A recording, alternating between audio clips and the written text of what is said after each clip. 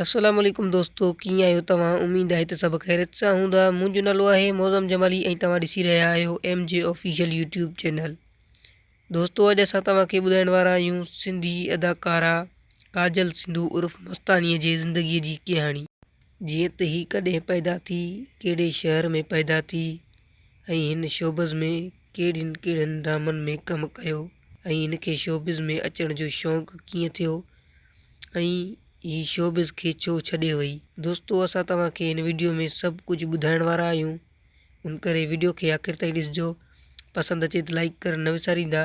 Channel ते नवां आहियो त अहिड़े क़िस्म जा वधीक वीडियो ॾिसण लाइ असांजे चैनल MJ ऑफिशियल खे सब्सक्राइब करे बेल आइकन जे बटन खे आल ते सेट करियो। दोस्तों, हलूं था पंहिंजे मेन टॉपिक जी तरफ़। दोस्तों, काजल सिंधू उर्फ़ मस्तानी तालका नवदेरो शहर लाड़काणे में पैदा थी। दोस्तों, हिन 2008 ईस्वी में तइलीम हासिल करण बैदि शोबिज़ में क़दम रखी। दोस्तों, हिन पंहिंजे फ़न जी शुरूआति स्टेज ड्रामनि मां कई।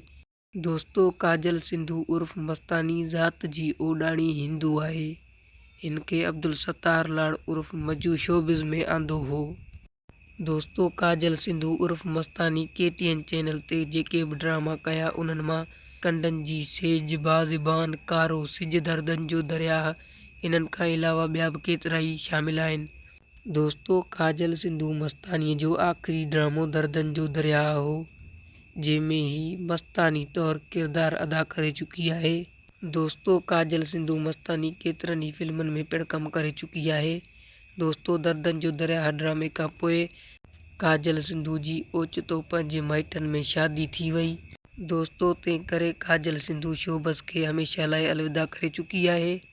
दोस्तों, काजल सिंधू शोबिज़ में पंहिंजे ज़ात बदिरां सिंधू सॾाइण लॻी हुई। दोस्तों, काजल सिंधू जी शादी थियण बैदि हिन वक़्तु उमरकोट में रहाइश पज़ीर आहे। दोस्तों, उम्मीद आहे त असांजो नंढड़ो वीडियो तव्हां दोस्तनि खे पसंदि आयो हूंदो। जेकॾहिं पसंदि आयो हुजे त महिरबानी करे वीडियो खे लाइक करणु न विसारींदा। अहिड़े क़िस्म जा वधीक वीडियो ॾिसण लाइ असांजे चैनल MJ ऑफिशियल खे सब्सक्राइब करे बेल आइकन जे बटन खे आल ते सेट करे छॾींदा। माशाअल्लाह।